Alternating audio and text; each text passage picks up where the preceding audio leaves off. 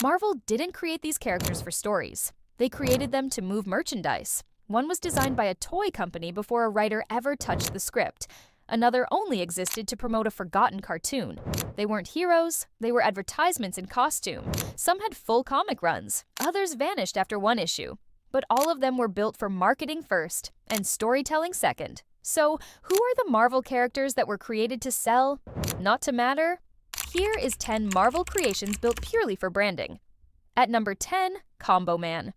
Combo Man debuted in a 1996 promotional comic created through a partnership between Marvel Comics and Combo Snacks. His civilian identity was Rick Wilder, a college student who gained powers after eating combos and being caught in a lab accident. The accident merged the abilities of 14 Marvel superheroes into a single body. His design reflected this combination: Cyclops' visor for optic blasts, Hulk's arms for super strength, Punisher's skull emblem on his chest, Wolverine's claws on one hand, Iron Man's armor on one leg, and Spider-Man's boots for wall crawling. The 12-page comic features Combo Man battling AIM and a super adaptoid in a lab-based adventure. It was distributed as part of a snack promotion and included branded advertisements and a mail-in contest for readers. Combo Man never appeared in Marvel continuity outside that issue. He was created solely for a marketing campaign and retired immediately after the promotion ended. Combo Man wasn't built for story, but his strange design made him impossible to erase from memory. At number 9, US-1. Ulysses Solomon Archer was a young truck driver with a unique ability. After a highway accident, surgeons implanted a metal plate in his skull that allowed him to pick up CB radio signals directly in his mind. With this power, Archer drove his high-tech 18-wheeler across America, battling over-the-top highway villains like Baron von Blimp and Midnight. The series mixed trucking culture with superhero action, making it stand out from typical Marvel titles of the time. US-1 was created in 1983 as part of Marvel's partnership with Tyco Toys to promote their US-1 electric trucking slot car sets. The comic ran for 12 issues between 1983 and 1984, designed specifically to support the toy line during the brief trucking craze of the 1980s.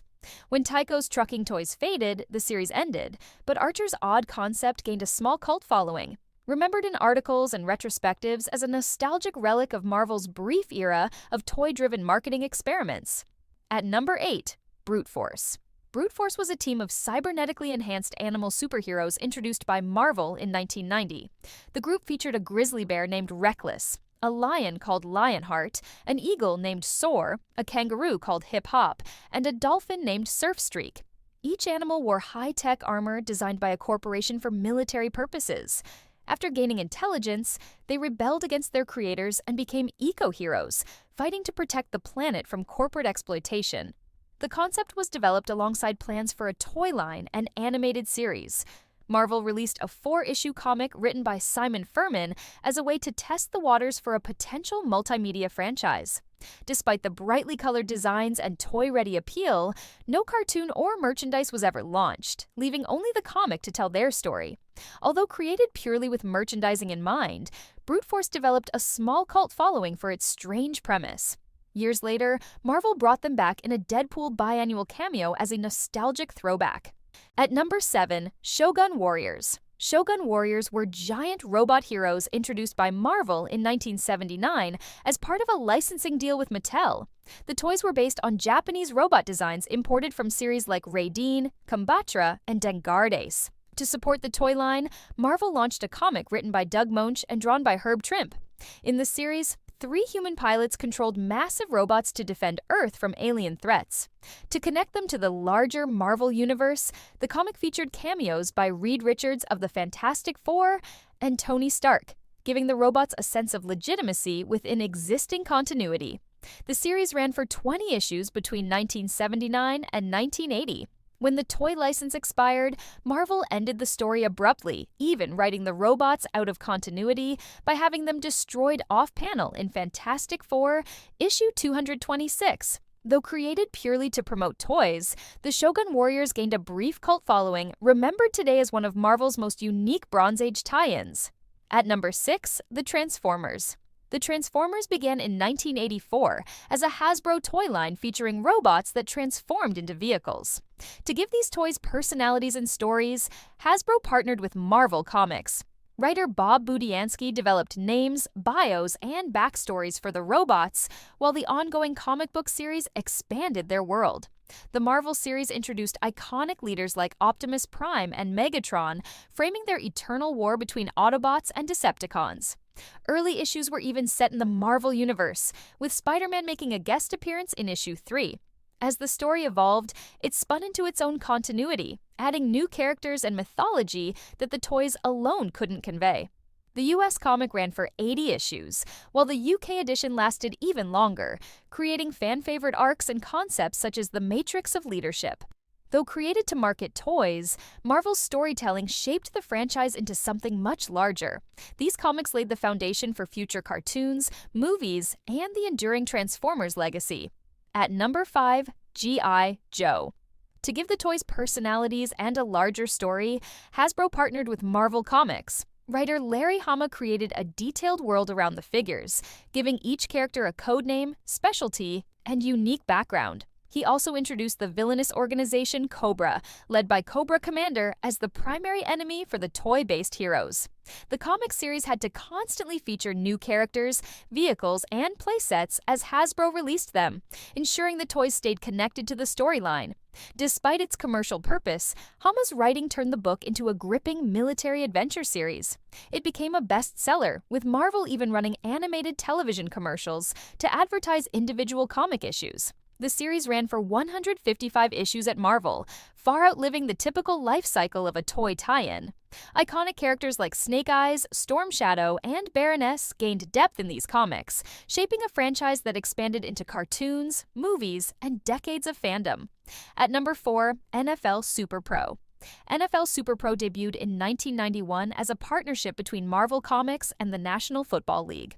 The character was Phil Grayfield, a former NFL player who suffered a career-ending injury. After rescuing a scientist, he was gifted an experimental, indestructible football uniform.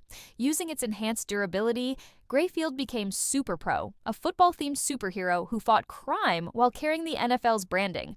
The comic series ran for 12 issues and included guest appearances from Spider-Man and Captain America to draw more attention. It was filled with football references, NFL logos, and even featured real teams, aiming to merge sports fans with comic readers. Despite the promotional push, the series received poor reviews and struggled to find an audience. Writer Fabian Nicieza later admitted he only agreed to the project for free NFL tickets, highlighting how commercially driven the comic was. After its cancellation, Super Pro disappeared due to licensing restrictions, leaving behind one of Marvel's most infamous marketing experiments. At number 3, Cristar, the Crystal Warrior. In 1983, Marvel launched the Saga of Cristar, Crystal Warrior as a comic designed from the start to support a toy line. The fantasy world of Cristar was created with merchandising in mind, and toy company Remco released a series of action figures featuring crystalline heroes and their molten enemies.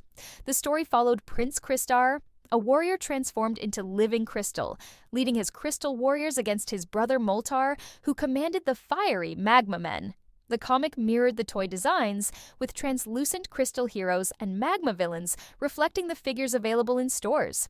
Written by Mary Jo Duffy, with art by Brett Blevins, and striking covers by Michael Golden, the series also featured guest appearances by Doctor Strange and Nightcrawler to attract Marvel readers. The toy line lasted only one wave, but the comic developed a small cult following. Cristar occasionally reappears in Marvel lore, remembered as a unique example of a character born directly from a toy marketing concept. At number 2, the Micronauts. The Micronauts debuted in 1979 in a Marvel comic based on Mego Corporation's 2-inch Micronauts toy line. Writer Bill Mantlo, inspired by his child's toys, convinced Marvel to license the property and then created a deep mythology for what had been simple action figures. In Marvel's version, the Micronauts, Commander Arcturus Ran, Princess Mari, Acriere, Bug, Biotron, and others, came from the subatomic microverse, a hidden universe beyond normal human perception. Their adventures mixed space opera with superhero elements, even featuring crossovers with Marvel characters like the X-Men and encounters with villains such as Doctor Doom. The comic's storytelling was praised for its world building and character depth, eventually surpassing the popularity of the toys it was meant to promote.